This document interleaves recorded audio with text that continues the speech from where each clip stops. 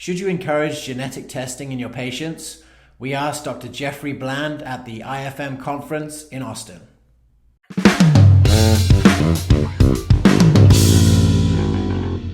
Each one of us were committed to following the program. We could be on our own plan. It was an N of one study.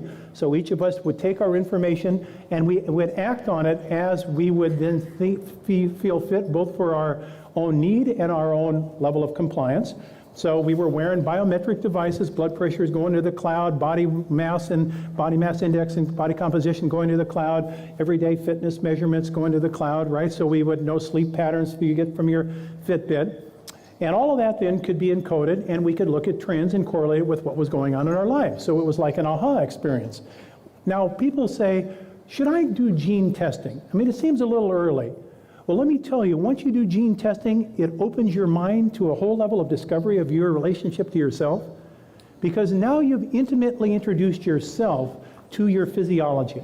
Now, let me say something about this. Before the cholesterol fingerstick test was developed by Boehringer Ingelheim, which was in the 70s and early 80s, very few people, less than 20% of the population, knew their blood cholesterol levels.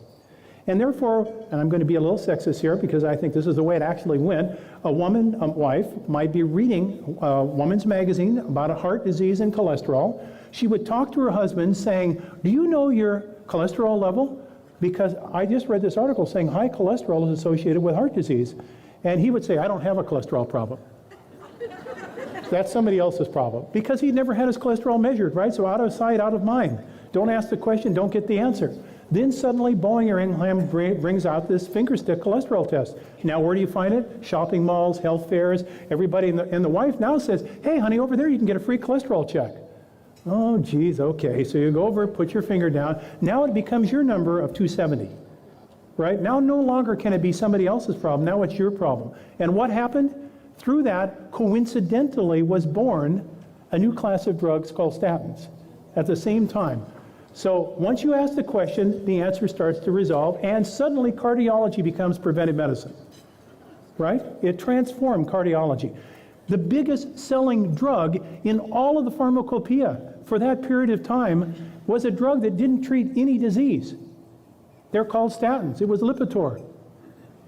It didn't treat a disease. There's not a single diagnosis for high cholesterol. It's a marker for a disease risk, right? It changed the whole pattern of thinking of our society.